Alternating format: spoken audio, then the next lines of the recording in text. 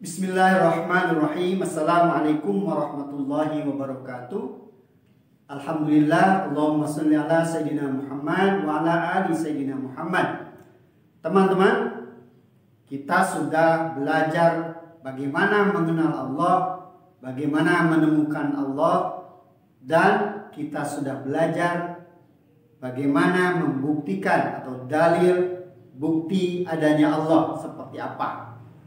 Allah memiliki nama-nama yang baik, sifat-sifatnya, nama-namanya yang disebut dengan Asmaul Husna. Kita sudah mengenalnya, bahkan kita sudah menghafal sejak kecil, sejak TK Asmaul Husna itu. Tapi ada juga yang belum hafal, belum menghafal sampai hari ini. Tidak apa-apa, yang penting kita sudah mengetahui mengenal apa itu Asmaul Husna, atau nama-nama Allah yang baik, nama-nama Allah yang bagus. Dari nama-nama Allah yang bagus, yang baik itu kita akan bahas dua saja. Tapi sebelumnya kita akan menyimak dulu Asmaul Husna sebagai berikut.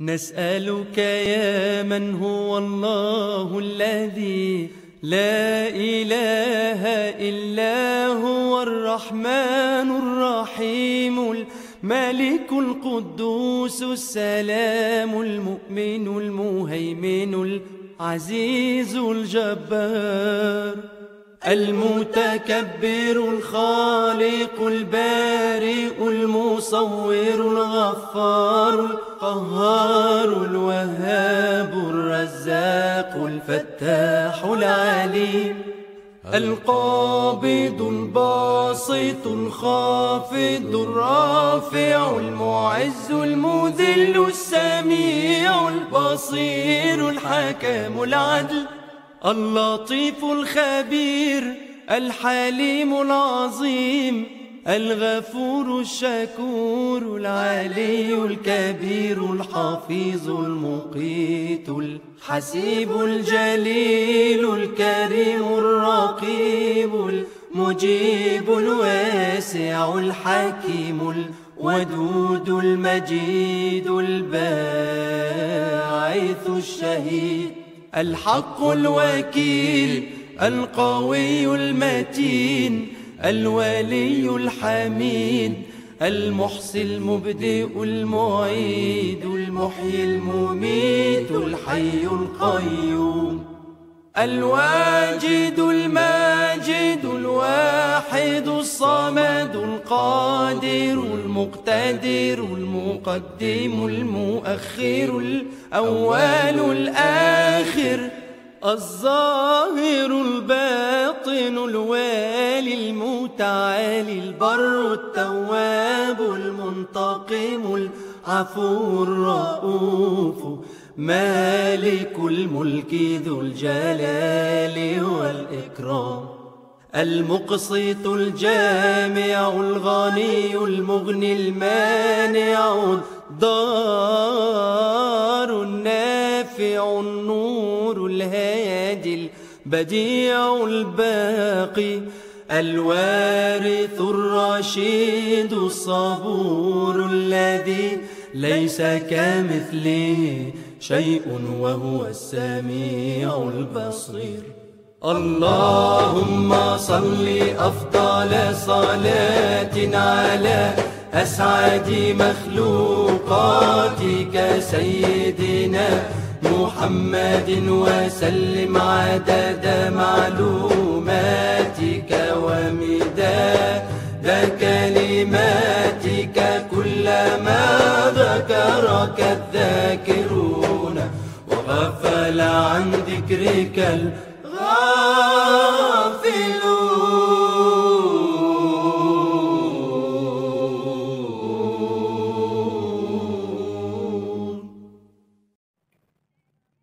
Itu tadi Asmaul Husna. Mungkin di antara kita ada yang sudah hafal di luar kepala, mungkin juga ada yang sudah lupa ya, karena sudah lama menghafalnya, atau juga ada yang belum pernah sama sekali menghafal. Nah, teman-teman, dari rangkaian Asmaul Husna tadi, di antaranya ada nama Al-Adlu dan Al-Qadir dari 99 Asmaul Husna. Teman-teman, tentang Asmaul Husna, Al-Quran menyebutnya dalam surat Al-A'raf ayat 180. Ini bunyinya, A'udzubillahi minasyaitonirrajim, walillahil asmaul husna fad'uuhu biha wa dzarul ladzina yulhiduna fi asma'i. Saya tidak akan menerjemahkan keseluruhannya, tapi saya garis bawahi walillahil asmaul husna, kata Asmaul Husna dalam Al-Quran. Artinya, dan Allah memiliki nama-nama yang baik. Itu dari kata walillahil asmaul husna. Di sini kita tidak akan membahas keseluruhan Asmaul Husna sekali lagi, tetapi dua nama dari Asmaul Husna itu, yaitu Al-Adl disandingkan dengan Al-Qadir, ya. Dari kata Al-Adl dan Al-Qadir. Nah,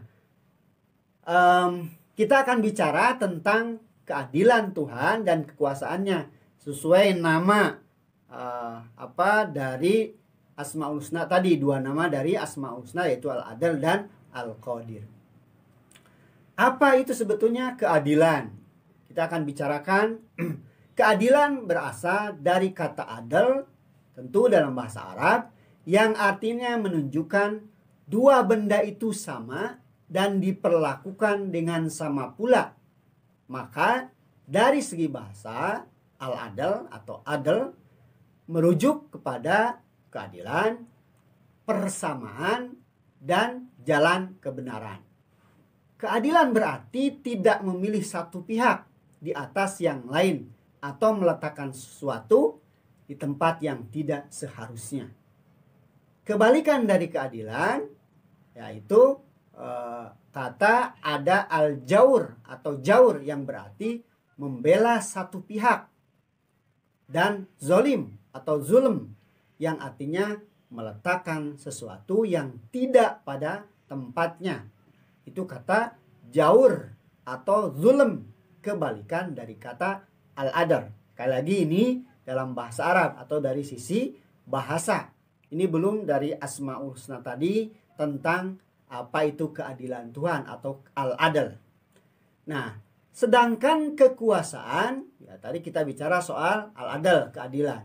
Sedangkan kekuasaan atau al-qadir adalah kewenangan yang didapat seseorang atau suatu kelompok untuk menjalankan kewenangan sesuai dengan kewenangan yang diberikan. Itu apa al-qadir. Maaf, itu tadi kekuasaan. Betul, kekuasaan al-qadir. Bukan kebalikan, disandingkan dengan al-adl. Itu arti kekuasaan adalah kewenangan yang didapat seseorang atau suatu kelompok untuk menjalankan kewenangan sesuai dengan kewenangan yang diberikan. Selanjutnya, sekali lagi Allah Maha Adil. Kita tahu Allah Maha Adil. Manusia melakukan ketidakadilan karena 3 hal. Kalau Allah Maha Adil, manusia ada ketidakadilan. Kenapa manusia tidak berbuat adil atau melakukan ketidakadilan? Ada 3. Pertama, ketidaktahuan bahwa hal yang dilakukan itu tidak adil. Yang kedua, keperluan yang mendesak. Itu manusia bisa berbuat tidak adil.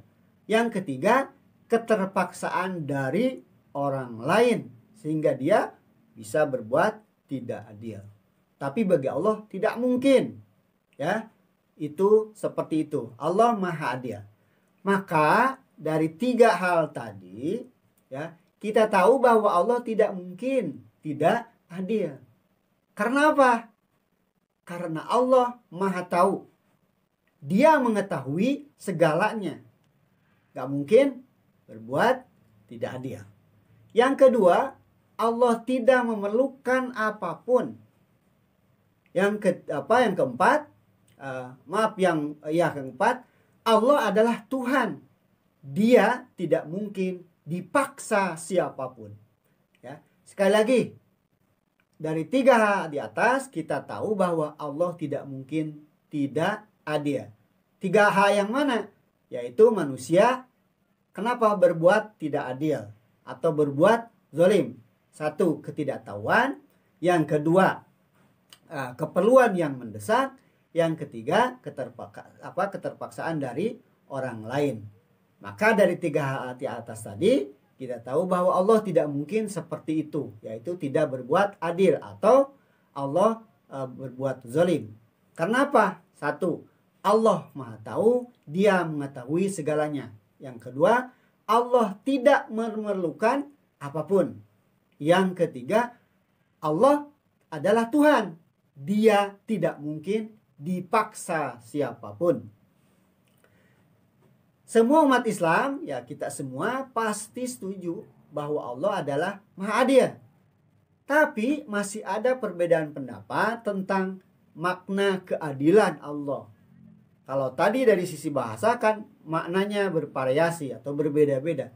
Tapi merujuk kepada nama Allah Asmaul Husna, yaitu kata al-adl, ya, ada perbedaan pendapat dari makna adil tadi sesuai dengan nama Allah, yaitu keadilan Allah.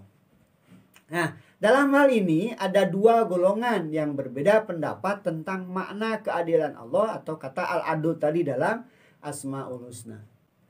Golongan yang pertama berpendapat bahwa Allah tidak melakukan sesuatu kecuali dengan adil dan bijak. Ya. Dalam kata lain, golongan ini berpendapat bahwa segala sesuatu yang Allah lakukan menjadi adil apapun. Saya ulangi, ini pendapat golongan pertama, bahwa Allah tidak melakukan sesuatu kecuali dengan adil dan bijak. Dalam kata lain, golongan ini berpendapat bahwa segala sesuatu yang Allah lakukan apapun itu menjadi adil. Itu golongan yang pertama. Sedangkan golongan yang kedua berpendapat tentang makna keadilan Allah dalam Asmaul Husna. Ya, ini golongan kedua berpendapat bahwa segala perbuatan Allah pasti berdasarkan keadilan. Berbeda dengan tadi ya, bahwa berpendapat bahwa segala perbuatan Allah pasti berdasarkan keadilan. Nah, golongan kedua berpendapat bahwa Allah hanya melakukan hal-hal yang memang sudah adil, bukan menjadi adil karena dilakukan Allah. Ya, golongan kedua ini berpendapat bahwa Allah hanya melakukan hal-hal yang memang sudah adil, bukan menjadi adil karena dilakukan Allah. Nah, perbedaan pendapat dalam hal kebebasan dan keterpaksaan, ya, masih nyambung dengan keadilan dan kekuasaan Allah tadi. Apakah manusia mempunyai kebebasan dalam hidupnya? Ini pertanyaan ya. Apakah manusia mempunyai kebebasan dalam hidupnya, ataukah segala keterpaksaan dari kehendak Tuhan? Ya, kita ini punya kebebasan untuk memilih sesuatu. Kita mau kaya, kita mau miskin, kita pilih. Kita mau bahagia atau celaka, kita yang pilih. Kita punya kebebasan untuk memilih itu. Kita mau kafir atau kita mau mukmin, kita yang memilih itu. Atau sebaliknya. Atau apakah segalanya adalah dipaksa atau keterpaksaan dari Allah, dari Tuhan. Allah yang memaksa kita untuk menjadi miskin, menjadi kaya, menjadi sengsara, menjadi bahagia. Apakah itu Allah yang menentukan dengan memaksa, dengan keterpaksaannya, memaksa kita untuk itu? Seolah-olah kita ini adalah wayang daripada dalang. Kalau kita lihat, dalang itu mengendalikan wayang sekehendak dalangnya. Apakah kita sebagai manusia, sebagai wayang yang dalangnya Allah, menentukan, memaksa sekehendak Allah, terserah Allah sendiri, kita mau diapakan? Mau kaya, mau miskin, terserah Allah. Apakah seperti itu pemahamannya? Nah, kita harus bertanggung jawab atas perbuatan kita dalam kehidupan sehari-hari tentunya. Karena kita telah diberi kemampuan dan pilihan dari Allah. Jadi kita bertanggung jawab. Karena Allah sudah sudah memilih kita. Sudah memberi kemampuan kita untuk memilih. Ya, memilih tadi, memilih mau kaya, mau miskin, memilih mau kafir, mau mukmin. Itu diberi kemampuan oleh Allah. Tidak ada yang memaksa kita untuk melakukan apapun. Walaupun Allah sekali lagi yang maha memaksa dengan kekuasaannya. Ya, Allah maha kuasa, terserah dia. Tidak begitu, ya. Walaupun sekali lagi Allah maha kuasa. Karena di sini ada yang disandingkan tadi, selaras dengan makna keadilan, ya, dengan makna keadilan. Jadi tidak ada yang memaksa kita untuk melakukan apapun, ya. Maka pilihan kita akan dipertanggungjawabkan dan kita akan mendapatkan konsekuensi dari setiap pilihan kita, ya. Kata Allah, silahkan tuh pilih yang baik, pilih jadi mukmin, pilih jadi kafir, silahkan. Tapi semuanya adalah ada konsekuensi, ada yang harus dipertanggungjawabkan. Karena Allah tidak memaksa kita, walaupun Allah maha kuasa tadi. Dengan kekuasaannya Allah tidak memaksa kita untuk hal-hal yang, terutama yang hal buruk tadi. Selanjutnya, sekarang makna kekuasaan. Allah selalu tahu yang terbaik untuk kita, untuk hambanya. Dengan kekuasaan Allah, Dia menciptakan barang bermacam-macam sesuai dengan kebutuhan kita. Material bermacam-macam sesuai dengan kebutuhan kita. Allah membuat barang material berbeda-beda, bukan tanpa maksud atau tanpa tujuan. Ia membuat barang-barang atau material tersebut karena ada tujuan yang tersembunyi dari setiap perbuatan material tersebut. Itu kekuasaan Allah. Allah sudah menyiapkan barang-barang untuk kebutuhan kita. Maka ia membuat barang tersebut karena ada tujuan yang tersembunyi dari setiap perbuatan pembuatan materi atau barang-barang tersebut. Nah, sekarang apa keselarasan antara keadilan dan kekuasaan Allah? Keselarasannya apa ya? Antara dua sifat Allah, al-adil dan al-qadir tadi. Di sisi lain satu Allah Maha Adil, di sisi lain Allah Maha Kuasa. Terserah dia mau apakan kita, mau apakan hambanya, makhluknya, terserah dia. Tapi Allah di sisi lain ada keadilan. Keadilan Allah tidak bertentangan dengan kekuasaannya. Ya, walaupun Allah Maha Kuasa tadi, terserah Allah. Seperti Allah tadi diibaratkan dalang, wayangnya kita, mau diapakan wayang itu terserah Allah, betul. Tetapi di sisi lain Allah ada punya sifat adilnya. Keadilan Allah pasti selaras dengan kekuasaannya. Dan kekuasaan Allah pasti adil. Sekali lagi, dan kekuasaan Allah, tadi Allah Maha Kuasa, mau berbuat apapun, perbuatan Allah kepada kita itu pasti adil dengan keadilannya.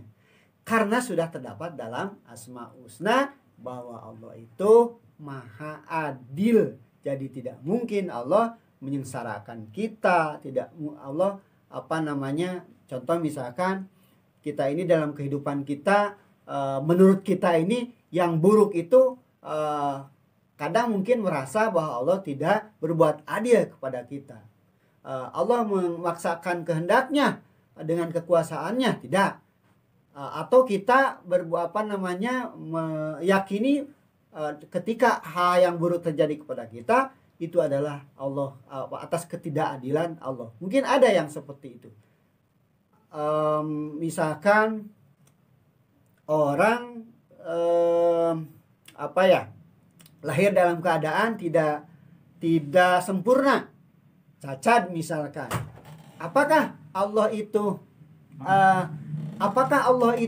dengan kekuasaan yang memaksa kita, membuat kita cacat, atau dengan keadilannya? Itu yang tersembunyi. Jadi ada keselarasan dari keadilan dan kekuasaan Allah di situ.